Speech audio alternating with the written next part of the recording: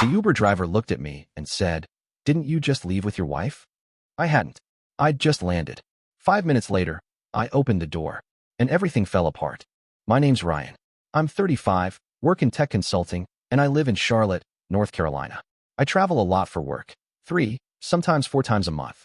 Airports feel more like home than my own living room at this point. I've been married to Jen for 6 years. She's a freelance designer, works from home, spends a lot of time in cafes, yoga studios, and what she calls creative headspace zones. I never really questioned it. I liked that she had her own world. I thought it meant we trusted each other. I thought wrong. The whole thing started with an early flight home. I was supposed to be in Chicago until Sunday for a product demo and follow-up training, but the meetings wrapped up early and my client offered me a ride to O'Hare. I figured, why not surprise my wife? I didn't text her. I didn't want to ruin it. I just wanted to walk through the door with flowers and Thai food from her favorite place on East Boulevard. It was a cute tradition we used to have. I thought maybe we could revive it. So I landed at 2:37 p.m. No check bag, just my laptop and carry-on. By 2:55, I was in an Uber, heading toward home. That's when the driver looked at me through the rearview mirror and said, "Didn't I just drop you off here with your wife?" At first, I thought he was messing with me. Just small talk. I smiled, half laughed, and said, "Nah, just landed." But he didn't laugh back. He kept looking at me like he was the one being pranked. "Wait, what? You sure? Same jacket, man. Same face. Redhead lady with you. You even kissed." My stomach twisted. Jen's a redhead. Still, I tried to logic my way through it. "Maybe someone who looks like me?" I asked, trying to sound casual. My voice cracked halfway through. The driver shook his head. "Nah, man, it was you. Less than 20 minutes ago. You had that exact same bag. She sat right next to you. Same house. I remember the mailbox. Big black one with gold numbers. 1837. That was my address." I sat in stunned silence for the rest of the ride. My mind was spinning, trying to find some logical explanation. But every second that passed felt heavier. The driver wasn't lying. He had no reason to make this up. And when we turned the corner onto my street, I saw it. My car was still in the driveway, but there was another car parked 2 houses down. A black Audi. Definitely not from our street. Not a neighbor's. I asked the driver to stop a few houses before mine. I didn't want to pull up directly in front. My pulse was pounding in my ears. I slipped him a $20 without even looking and got out. I walked the rest of the way, keeping to the side of the fence like I was casing my own house. The front blinds were slightly open. I couldn't see anyone, but the front door was unlocked. Jen always locks the door. Always. She even double-checks when I'm the one who closes it. I stepped inside, and that's when everything fell apart. There was laughter coming from the kitchen. Her laugh. Light, flirty, the kind she used on our second date when she pretended to be interested in sci-fi, just to impress me. I walked down the hallway, and that's when I saw him. He was standing by the stove, stirring something in my saucepan, wearing my hoodie. A hoodie I hadn't seen in years. And Jen? She was perched on the counter, barefoot, swinging her legs like a teenager. Her hair was wet, freshly showered, wearing a t-shirt that definitely wasn't mine. She turned, saw me, and her smile didn't falter for a second. "Oh my God, Ryan. You're home early." I didn't answer. She slid off the counter, came over, kissed my cheek like I'd just gotten back from the grocery store. Then she looked back at him and said, "This is Tyler. You remember him, right?" Oh, I remembered. Tyler was her ex. The one she said meant nothing. The one she promised she hadn't talked to in 5 years. The one I saw her block on Instagram 2 years ago when we had that stupid argument about boundaries. He held out his hand. "Hey man, long time." I stared at it. Didn't shake. Jen laughed nervously. "He's just in town for the weekend. We ran into each other at Java Tree this morning." She was lying. I knew it. Because I checked her calendar 2 days ago. She had book club written in. It was supposed to be at 3 p.m. Across town. No way she accidentally ran into him and brought him home without even a heads up. Still, I said nothing. I looked around. 2 wine glasses on the table. Candles lit. Takeout containers from that Mediterranean place she only orders when I'm not home. One of the chairs at the table had a hoodie slung over it. The same one he was wearing now.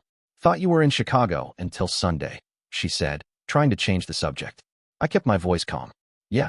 Finished early." No one said anything for a second. Tyler was still pretending to be relaxed, but I saw it. The stiffness in his shoulders. The way he put the spoon down, slowly, like he wasn't sure if I'd flip the pan. Jen crossed her arms. "Ryan, you're making this weird. Tyler's leaving in a few. You caught us mid-lunch. Can we not do this right now?" I looked her dead in the eye. "Do what?" She blinked. I took a deep breath.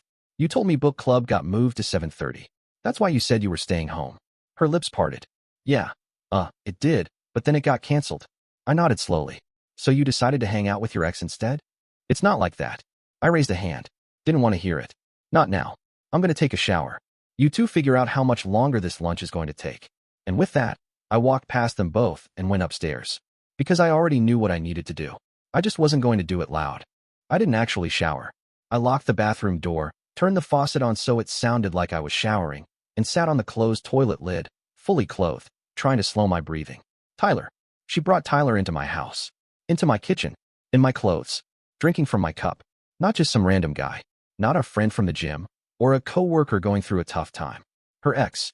The one she swore was a mistake from her past. The same one whose name used to make her voice change when she spoke about him. Like she was afraid I'd still see the glint in her eyes. The hoodie he was wearing? It wasn't just familiar. It was mine. Or at least, it used to be mine. I remember lending it to her one night after a cold concert in Raleigh when we were dating. She said it smelled like me. She'd worn it to bed for weeks. I assumed it was long gone. Donated. Lost. Burned. But there it was, on him. And he was making lunch in my kitchen like he lived there. I stood, gripped the counter, and stared at my reflection in the bathroom mirror. I didn't feel angry yet. I felt numb. Like my body was still buffering the betrayal. The worst part? She smiled when she saw me. No panic. No guilt. Just a greeting. Like I was interrupting something mildly inconvenient. After 15 minutes, I shut the water off, dried my hands for the illusion, and stepped out. I could hear muffled voices downstairs. Laughter. No tension at all. She was comfortable. I took that in. I needed to see that, to know I wasn't crazy. To know that whatever they were doing, this wasn't a one-off. This wasn't he just stopped by. This had layers. And I was going to pull every one of them apart. I went to the guest room. That's where I slept that night. She came up around 10:45, knocked once, then opened the door before I could say anything. She stood there in the doorway, hair in a bun, no makeup, wearing one of my old college t-shirts like nothing had happened. So, are we seriously going to do this whole dramatic thing? I looked at her. Calm. Unmoving. Do what? This. The silent treatment. The guilt tripping. You could have just said you were uncomfortable and I would have sent him home earlier. I just stared. It's not like I cheated on you, Ryan. You're overreacting. She actually said it like I was the problem. I didn't raise my voice. I didn't ask her to explain. I didn't ask if she thought the Uber driver was just hallucinating when he saw me with her 20 minutes before I walked through the door. Instead, I said, I'm tired. I need to think. Can we talk tomorrow? She rolled her eyes, muttered something under her breath about overthinking everything, and walked away. The next morning, I watched her make coffee like nothing happened. She even brought me a cup, smiled, kissed my forehead, and said, You're cute when you sulk. I took the cup, smiled back, and thanked her. I didn't drink it. Instead, I pulled out my laptop. And I started tracking everything. First, the security system. I logged into the camera feeds from my phone. The front camera had gaps, suspiciously disabled 2 nights ago, and re-enabled the next day. I knew the pattern. She'd disable them when she didn't want someone to be seen. What she forgot was that we also had a motion-activated camera in the garage, one she never touched because I installed it myself, and she didn't even know it had a separate memory card system. I plugged the camera into my laptop. My pulse picked up. There he was. Tyler. Walking in through the side door at 11:38 p.m. on Thursday night. Alone. Hoodie already on. Carrying a six-pack. 2 hours later, the camera caught him leaving through the same door. Jen stood in the frame for a second, kissed him goodbye, then turned and smiled to herself before going back inside. I sat there, staring at the frozen image of her face. I didn't feel rage. I felt clarity. Next, I checked our shared bank account. She'd been transferring small amounts, $150 here, $200 there, into what she claimed was a savings pot for a future vacation. But the vacation fund didn't exist. The transfers were going to a different account entirely, an account I wasn't on. She was planning something. I checked her Uber history from our shared profile. She'd been taking rides on days she said she was working from a cafe, always within a 15-minute window of Tyler's gym, always heading back to the house when I was at the office or away. I started connecting dots, timeline after timeline, all the excuses, all the sick days, all the book clubs and last-minute yoga classes.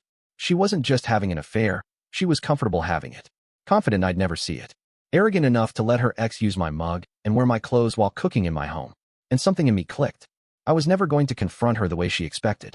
I was never going to beg, plead, or fight. I was going to vanish from her world in the most devastating way possible, with silence, precision, and preparation. And I knew exactly who to start with. Someone who hated her lies almost as much as I did. Her sister. I hadn't spoken to Melissa, Jen's sister, in almost a year.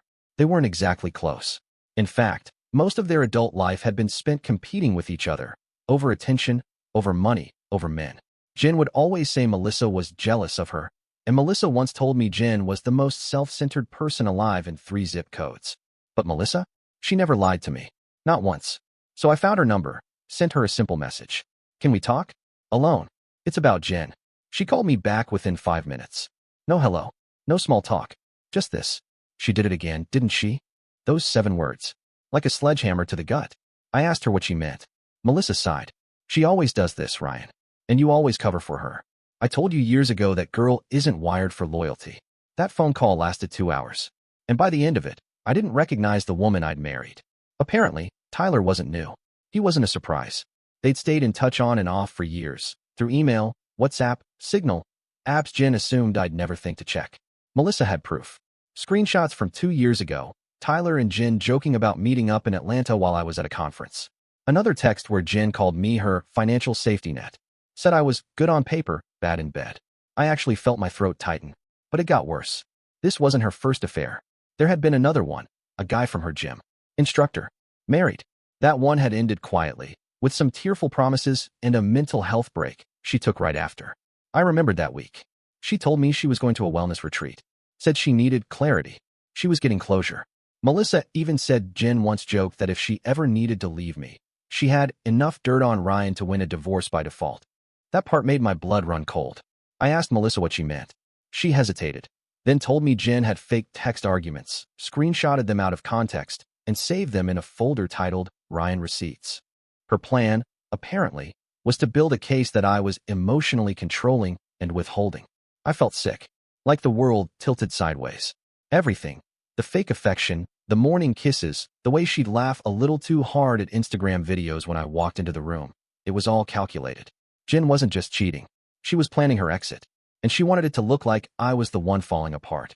Melissa's voice cracked toward the end of the call. I'm sorry. I didn't know how to tell you, but I couldn't watch her burn down another good man. And in that moment, I knew I had to leave. Not in rage, not in chaos, but in silence. I started setting everything in motion that night. First, I contacted my lawyer friend, Martin. Told him I might need to quietly file. No alarms. No warnings. He advised me to start freezing joint accounts now, as long as they were legally accessible. So I moved my next paycheck into a private account. Froze our joint card. Took inventory of what was in the house that was mine. I also backed up everything. Photos, videos, texts. I copied the garage footage, downloaded every bank transaction, and took screenshots of Jen's open tabs while she was in the shower. There was one labeled studio apartment near South End, short-term lease. She was getting ready to move out, probably after draining whatever she could and spinning the story her way. That I was the cold, distant husband who pushed her into Tyler's arms. And I'll admit, part of me wanted to throw her stuff out onto the lawn that night. Yell, cry, break something. But I didn't. Instead, I walked into the bedroom, looked at the woman sleeping next to me, the woman I thought I knew, and quietly whispered, "You don't even know it yet, but you've already lost." By the time the weekend hit, I had a clear plan. I was going to walk away quietly, not because I was weak, but because she would never expect it. Jen thrived on chaos, on confrontation. She was probably preparing a whole script for when things went down. I could almost hear it in my head. He's just so cold. He shut down emotionally and locked me out. I tried everything, but he refused to connect. The beauty of her plan was how boring I seemed in it. And that's how I knew I had to burn the whole playbook. I wouldn't yell. I wouldn't plead. I'd just leave her alone in the story she wrote for both of us. On Sunday morning, I told her I had to leave again for work. Another client pitch, this time in Denver. She didn't ask for details. She didn't even blink. Just handed me my duffel and said, "Be safe, okay?" It stung more than it should have. Not because I wanted her concern, but because I realized how well-rehearsed she was at watching me walk out the door. But this time, I didn't go to the airport. I went to a Marriott 10 minutes from our house, checked in under a friend's name, and spent the next 2 days packing my real life into boxes. With the help of my brother. David and I hadn't been close in years, mostly because Jen always said he was too intense, too nosy, and too much. But as soon as I told him what happened, he dropped everything. "Let's get your stuff and vanish," he said. "Let's make it look like you never existed." And that's what we did. He brought his truck, some U-Haul boxes, and a calm, almost surgical precision that made me think he'd been waiting for this moment. We packed the important things, my childhood keepsakes, photos, my dog Max, my work gear, and anything sentimental. She could have the couch. the rugs, the kitchen blender. I didn't want the things she made memories in. I only wanted what she couldn't lie about. Before I left the house for the last time, I sat down at the dining table and wrote a letter. A real letter. Pen and paper. No passive-aggressive sarcasm. Just facts. It ended like this. You lied. Repeatedly. Comfortably. You brought another man into our home, into my space, and you made him feel welcome while making me feel invisible. You didn't just betray me, you rehearsed it. By the time you read this, I'll be gone. The accounts are frozen. The evidence is backed up. Your story? It doesn't scare me anymore. I'm not the man you thought you could manipulate. I'm the one who let you dig your own grave while you smiled in the mirror. I folded the letter, left it in her favorite coffee mug, the one she always bragged about designing herself, and placed it in the middle of the now empty kitchen table. That night, I got a text from her. Hey, where's the blender? I stared at it for a moment. No, where are you? No, why is the house empty? Just the blender. I didn't answer. But she got her answer the next morning, when the divorce papers arrived at her job, hand-delivered by my attorney's runner, right as she was stepping into a client call, along with a flash drive. The flash drive had it all. Footage from the garage camera, copies of her messages with Tyler, bank transfer logs, screenshots from her private email. I didn't make a scene. I didn't post online. I didn't tell her friends or family. I just handed her the mirror and let her see what she'd become. David and I watched from the parking lot across the street as she opened the envelope. She stopped walking. She read the letter. Then she stood completely still for almost 30 seconds. And for the first time since this whole thing started, I smiled. Because that was the moment she realized. I had already left. Not just the house, but her world. The next 48 hours were quiet. Too quiet. I thought she'd blow up my phone, calls, texts, voice messages full of guilt trips or denial or anger. Instead, nothing. Which meant one thing. She was planning her version of the story. And I was right. 3 days after she got the letter and flash drive, a Facebook post went up. White background. Black text. The kind of thing people post when they want attention but pretend they don't. Sometimes people we trust the most betray us in ways we never see coming. No one deserves to be ghosted out of their own life. No one deserves to be treated like an afterthought. She made sure her relationship status was still married to Ryan Lewis. Then came the carefully crafted comments under it. One friend wrote, "Wait, are you okay?" Jen replied, "Just going through something. Trying to stay strong." Another, "He left? Out of nowhere. Jen, I guess he didn't love me the way I thought." She wanted sympathy. She wanted outrage. And it worked, temporarily. Her friends started demanding me. One of her old college friends texted me, "I don't know what's going on, but it sounds like you really hurt her, man." I said nothing, because I knew the longer I stayed quiet, the more unhinged she'd become. The more holes would appear in her narrative, and the more curious people would get. The final crack came from the most unexpected place, her boss. Well, technically, Tyler's boss too. See, Tyler wasn't just her ex. He was now a marketing contractor at the same boutique firm Jen freelanced for, and they had a strict HR policy, no dating within teams. Even worse, Tyler was already on thin ice after a past workplace complaint. So, I did the one thing Jen never expected. I mailed an anonymous envelope to the firm's HR department. Inside, a printed copy of one of their chats, timestamped, a screen grab of the garage camera footage with a caption, "Is this your weekend strategy session?" and a small note. Asked Jennifer to explain why she disabled her security system. Asked Tyler what time he clocked out Friday night. No signature. No fingerprints. No return address. 2 days later, Tyler was fired. Jen wasn't. But she was suspended from 2 active contracts. Clients reconsidered the partnership. I don't know if it was because of the footage or the rumors, but either way, it hit her where it hurt. She tried to call me that night. First time in almost a week. I didn't answer. Then came the texts. "Please call me. You can't just vanish and blow up my life like this." I made a mistake. It didn't mean anything. Tyler wasn't supposed to stay. "Please, Ryan. I need to talk." Need. That word again. She never said, "I love you." Never said, "I'm sorry." Just need. She didn't want me back. She wanted the stability, the status, the illusion of control. And I'd already taken all of that from her. The next morning, she tried again. This time she left a voicemail. Her voice cracked as she whispered, "I know you think I'm a monster, but I'm not. I just got lost. You were always gone. I didn't know how lonely I was. Please don't let this be how it ends." I sat with that message in my hotel room. Alone. Peacefully alone. Then I did what I needed to do. I sent her a text. The only one since this all began. Didn't I already leave with my wife? That was the last thing I ever said to her. In the weeks that followed, I didn't just move out of the house. I moved out of the life I thought I was building. I relocated to Asheville, North Carolina. Not far, but far enough. New apartment. New job offer from a former client who liked how I handled quiet storms. The irony wasn't lost on me. Max, my dog, adjusted faster than I did. He seemed lighter, calmer. Maybe because I was calmer. No tension hanging in the air. No forced laughter from across the room. No cold silences dressed up as just tired. For the first time in years, I wasn't walking on eggshells in my own home. I spent the first 2 weeks in Asheville doing something I hadn't done in a long time. Nothing. No screens. No plans. Just sitting on the porch with coffee and thinking about everything. Not in that dramatic, overanalyzing way. Just sitting with it. Letting the truth settle in. Here's what I realized. I didn't lose Jen. I never had her. Not really. What I had was a carefully constructed version of her. The one who smiled at my parents. The one who made Pinterest boards for our future kitchen. The one who cried watching those time-lapse wedding videos. But that wasn't the real her. The real her was always acting. Rehearsing. Calculating what image to show and when. She didn't love me.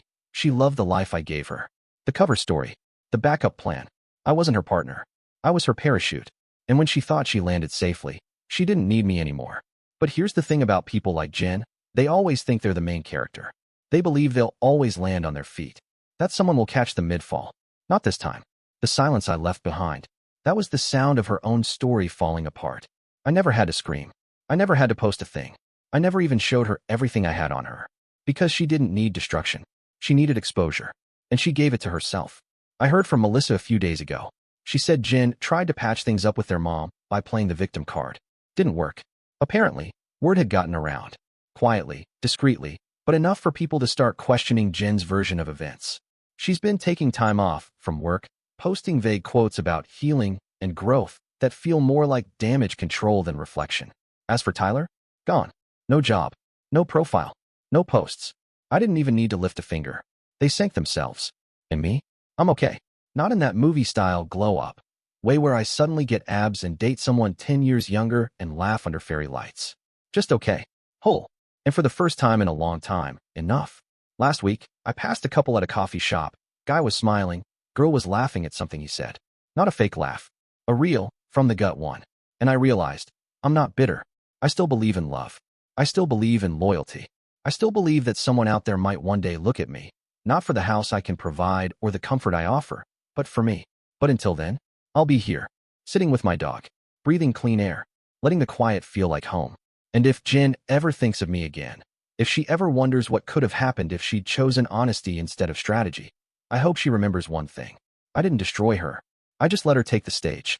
And when the curtain fell, I was already gone. And that's the story. If you're still here, that means you're one of us. So go ahead, hit that subscribe button. I drop new chaos every single day, and trust me, tomorrow's story, it's even worse than this one.